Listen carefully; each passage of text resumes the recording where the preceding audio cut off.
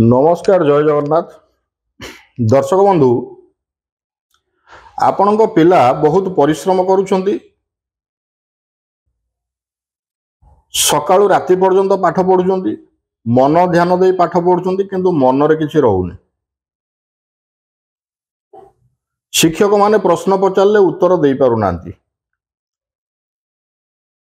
पाठ पढ़ी की जाउछंती मने रखिकी मध्य जाउछंती किंतु परीक्षा रे लेखि पारु नांती, असफल हेउछंती अकृतकार्य हेउछंती।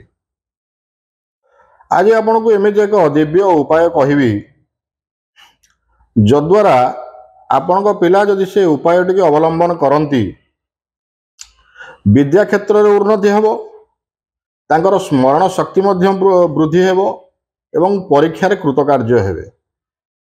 तबे उपायटी कौन? 7टी बरकोली पत्र आपण आपन पिलांकु कहिबे, जो माने बड़ पिला अछंती से माने निजे मध्य करि परिबे। गोटिए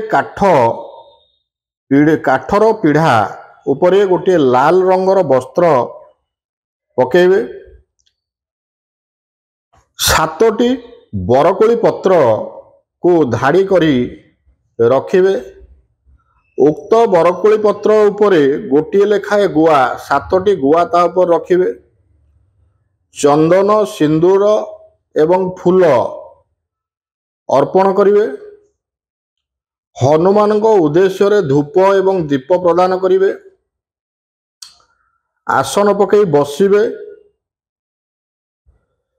श्री गुरु चरण सरोज रज निज मनु मुकुरु सुधारी बरनऊ रघुवर विमल जसु जो दायकु फल चारी बुद्धिहीन तनु जानिके सुमिरऊ पवन कुमार बल बुद्धि विद्या देउ मोहे हरहु कलेश विकार।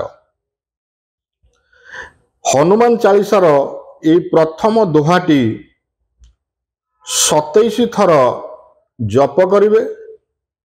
जप करि सारला परे से जो गुआ बरकोली पत्र जहाँ भी रखिथिबे गोटे हलदिया कपड़ा रे ताकू गंठेली बांधिबे। हनुमान मंदिर को जाइके हनुमान पाद तले ताकू समर्पण करिवे। करके आपण घर को आसिबे। किंतु 51 दिन पर्यंत हनुमान चालीसार से दोहाटी 27 थर लेखे आपण जप करिवे। देखिवे आपणक भितरे विद्या बुद्धि बा आपणकर स्मरण शक्ति आश्चर्यजनक भाव में वृद्धि पाउछि। जहाँ पढ़िबे आपणकर मन रहिबो एवं परीक्षा मध्य आपण कृतकार्य हेबे। धन्यवाद। जय जगन्नाथ।